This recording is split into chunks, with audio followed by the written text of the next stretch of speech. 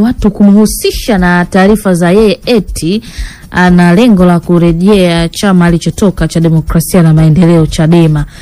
Watu wako wanasema kuna uwezekano akarejea. Lakini ukipita kwenye mitandao baadaye mimi nikaona akikanusha taarifa hizi. Sasa hapa tuko live na mchungaji Peter Msigwa kuzungumza naye kuhusu hizo taarifa. Eti ni kweli unataka kurejea chama cha Demokrasia na Maendeleo Chadema?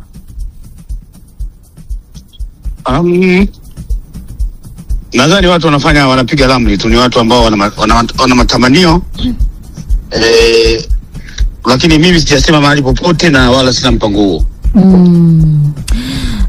Tukiachana na wewe kutokuwa na mpango huu, tayari kuna mambo mengi ambayo yametokea chama cha Demokrasia na Maendeleo Chadema, pengine ndio yanawafanya waone kuna na kawia kusema, nachelea kusema kuna gap, kwamba wanaona kuna nafasi ya Msigwa. Wewe unaona kwa mabadiliko yote ambayo tayari Chadema imeyafanya tangu uongozi mpya uanze kazi? Wakati naondoka Chadema nilisema Chadema kimepoteza misingi yake. Misingi ya kidemokrasia, misingi ya haki, na misingi ya kukemea ufisadi na rushwa ndani ya chama. Hili jambo alikuzaliwa mara moja, limeota mizizi. Ninatambua kwamba uongozi mpya umekuja, lakini uongozi mpya una majukumu ya kuhakikisha unawafanya Watanzania waielewe Chadema kwamba imekomesha rushwa, kuna demokrasia ndani ya chama, haki inatendeka, na kuna ahadi nyingi ambazo Mheshimiwa Lissu alizitoa wakati anaomba kura. Hizi reform wanazozitaka zifanywe na Chama cha Mapinduzi au na serikali, wao kwanza wanatakiwa wawe mfano. Yanahitaji yafanyike mabadiliko makubwa ya kikatiba ndani ya chama. Kwa mfano, ukomo wa uongozi aliahidi yafanyike. Masuala ya viti maalum aliyoahidi ni mambo mema yafanyike ndani ya chama. Kwa hiyo ili Watanzania waamini, wawe mfano, wao kwanza ndio watoke hadharani waseme. Kwa hiyo sijaona mpaka sasa wameanza kuenda kwenye mikutano ya kwamba no reforms no election.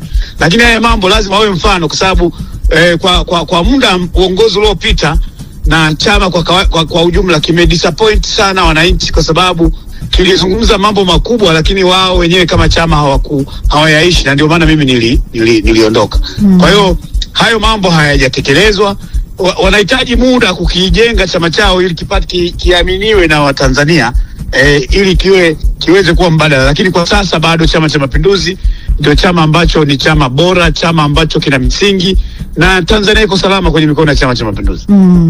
Kauli ya no reform no election ikitajwa kwamba pengine inadhamiria uchaguzi 2025 usifanyike na mambo mengine kama hayo, ni kauli ambayo inajielekeza kwamba Chadema huenda wasishiriki uchaguzi.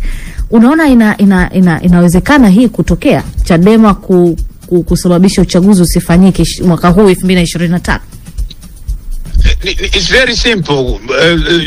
Hilo swali ni very simple kulijibu, kwa sababu kama Chadema wanayo hiyo power, wanayo hiyo nguvu ya kuzuia uchaguzi usifanyike, then wana nguvu ya kushinda. Kwa nini wasitumie nguvu hiyo kushinda uchaguzi?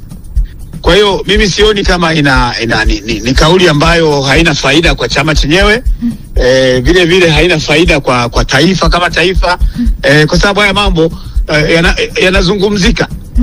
Katika taifa hamwezi kuwa na mkakubaliana kila kitu, lakini kukaa kwenye meza ni bora zaidi kuliko mapambano. Mtu mmoja aliwahi kusema, vita mkipambana kivita hakuna anayekuwa mshindi, hata aliyoshinda anapata majeraha. Kwa hiyo katika vita hakunaga anayeshinda, lakini kukaa mezani na kujadiliana kama Watanzania ni jambo jema zaidi, na mazungumzo huwa yaishi siku moja. Mimi naona hiyo no reforms no election haitawasaidia, itawafanya chama chao kiendelee kuzofika, itafanya chama chao kiendelee kugawanyika. Wanahitaji umoja zaidi, kujipanga kwa pamoja, ili waweze kukabiliana na chama chetu, kwa sababu tumejipanga sisi, tunataka kufanya uchaguzi. Baada ya kujipanga tufanye uchaguzi, wao wakianza kusema no reform, sioni kama inatija kwao. Yes, mchungaji, kuna maelezo yako hapo, umesema kwamba umeondoka Chadema kwa sababu Chadema iliacha misingi ya kuanzishwa. na kama unavyojua kwamba wanasiasa, wanachama huwa wanaingia kwenye vyama kwa lengo la kwenda kupigania dhumuni fulani katika harakati. Je, ukitazama Chadema ya Lissu kama ikirudi kwenye misingi ambayo unaiamini, unaweza siku moja kuaidia Chadema?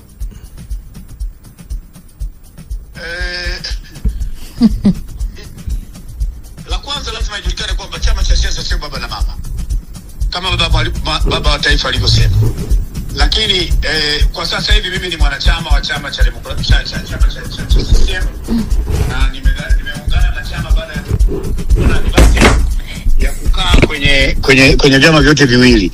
Mimi sina mpango wa kurudi chama kingine chochote. Mimi ni mwanachama wa Chama cha Mapinduzi na sasa hivi nasimama na shughulika na shirikiana na chama changu kukijenga ili tuweze kupata ushindi mkubwa wa kumfanya Dr. Samia Suluhu Hassan aendelee kuwa rais wa Jamhuri ya Muungano wa Tanzania. Kwa hiyo swali la kusema nitarudi au sitarudi sioni mantiki yake, kwa sababu vyama vya siasa ni platforms. Sasa hivi mimi ni mwana CCM nashughulika na Chama cha Mapinduzi.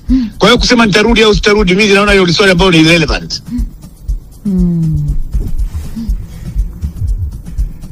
Sawa, tumeshuhudia kwa mfano chama cha Chadema kimemrudisha kada maarufu wa siku nyingi Dr. Slaa, na mwenyewe ukimtazama na anausifu uongozi wa Lissu kwamba ni uongozi madhubuti. Unaonaje uongozi wa Lissu tangu amechukua madaraka Chadema? Ni mapema mno kusema uongozi wa Lissu ukoje, kwa sababu jamani haijapita hata miezi miwili kwa jinsi alivyoanza. Yani haujapita hata miezi miwili. Kiongozi wanapimwa siku 100, hajafika hata siku 100 toka ameingia madarakani. Kwa hiyo huwezi kumpima saizi kwamba ni mzuri au ni mbaya. Lakini kwamba Lissu ni kiongozi mahiri, hiyo sikatai mimi. Ni kiongozi mzuri, ni mtu muelewa, msomi, ana exposure. Chama cha Mapinduzi hakiwezi kumbeza, ni kiongozi mzuri. Lakini kusema moja kwa moja saizi kwamba unaweza kuupima uongozi wa Lissu itakuwa ni uongo. Wala usipite siku 100. Ndio kiongozi anaweza kapimwa. Ndio kwanza hata juzi wameanza mikutano yao. Ni ngumu sana kusema ni mbaya au mzuri, lakini yeye kama yeye kwa miaka mingi ambayo nimekaa naye namjua ni kiongozi mahiri, namjua na yuko passionate. Cha msingi ni kwamba ziletwe hoja mezani na sisi kama Chama cha Mapinduzi tutazijibu. Hakuna hoja ambayo haitajibiwa. Tutajibu kila hoja ambayo inaletwa mezani. Tumeona kwa mfano Chadema wameanza kuzunguka kwenye mikutano yao kupenyeza hizo agenda za no reform no election.